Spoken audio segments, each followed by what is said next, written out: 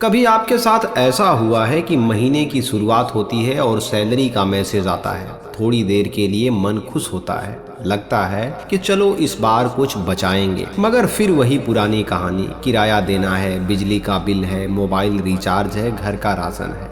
और महीने के आखिरी में जब आप बैंक बैलेंस देखते हैं तो अकाउंट में बचता है 0। ऐसा सिर्फ आपके साथ नहीं होता है दोस्त, यही हाल देश के 80% लोगों के साथ है।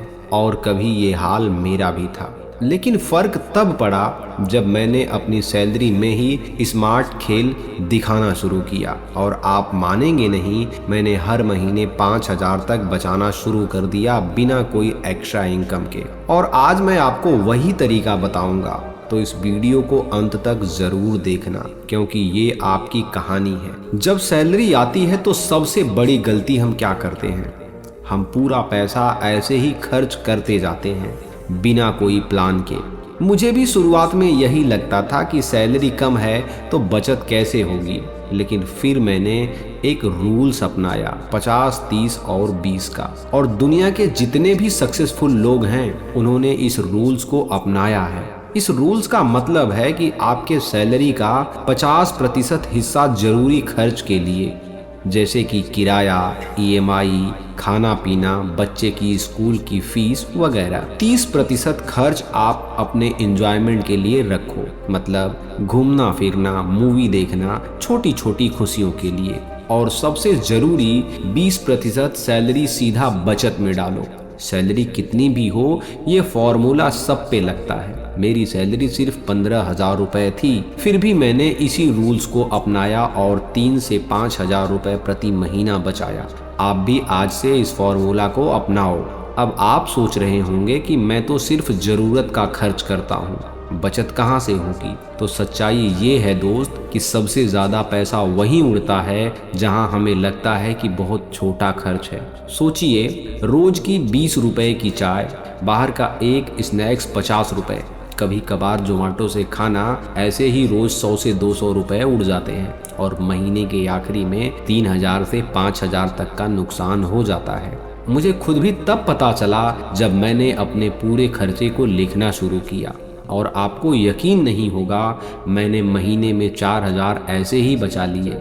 छोटी छोटी आदतें बड़ा फर्क डालती हैं। आप भी आज से अपने खर्चों पर नज़र रखना शुरू करो। मैं जानता हूँ कि जब पैसा हमारे अकाउंट में होता है तो खर्च करने का मन करता है। अरे सैलरी आई है, थोड़ा पार्टी कर लें, चलो मोबाइल नया ले लें। यही सोच नुकसान करती है। इसलिए मैंने ऑटो डेबिट सेट किया, मतलब सैलरी आते ही एक हिस्सा सीधे सेविंग अकाउंट में चला जाना चाहिए। ना पैसा आपकी आंखों के सामने होगा और ना ही खर्च करने का मौका मिलेगा। आप भी यही करें, SIP, RD या फिर किसी सेविंग प्लान में ऑटो डेबिट चालू करा दो। पैसा दिखेगा नहीं तो खर्च भी नहीं होगा।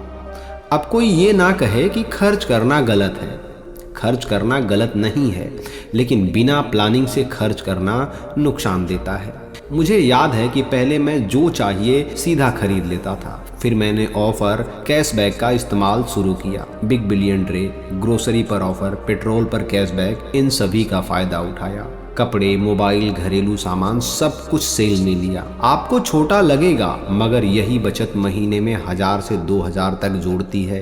बस आपको थोड़ा स्मार्ट बनना होगा। अब मान लो कि आपकी सैलरी वाकई कम है, मतलब 10 से 12,000 रुपए है, और 10 से 12,000 रुपए में घर चलाना भी मुश्किल होता है। ऐसे में साइड इनकम आपकी लाइफ बदल सकती है।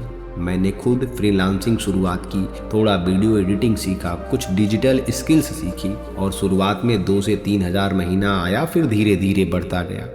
वो एक्स्ट्रा पैसा सीधा बचत में डाल दिया, ना उसका खर्च किया ना उसे उड़ाया, बस सेव किया। आज वही एक्स्ट्रा बचत मेरा फ्यूचर बैकअप है। आप भी वीकेंड में या खाली समय में कोई साइड इनकम शुरू करो। अब सोचिए, हर महीने 5,000 बचाते हो तो साल में 60,000 बचा लेते हो, और 5 साल में 3 लाख से भी ज़्यादा हो जाएगा।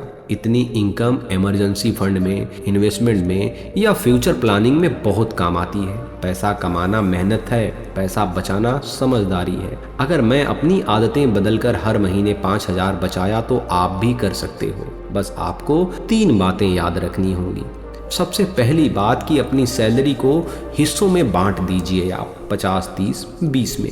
दूसरी बात, छोटे खर्चों पर कंट्रोल रखो। और तीसरी जो सबसे इम्पोर्टेंट है, एक्स्ट्रा इनकम का फ़ायदा उठाओ। छोटी छोटी आदतों से फ़र्क पड़ता है, आप भी अपनी कहानी बदल सकते हो। अगर ये कहानी आपको अपनी सी लगी है तो इस वीडियो को लाइक ज़रूर करना।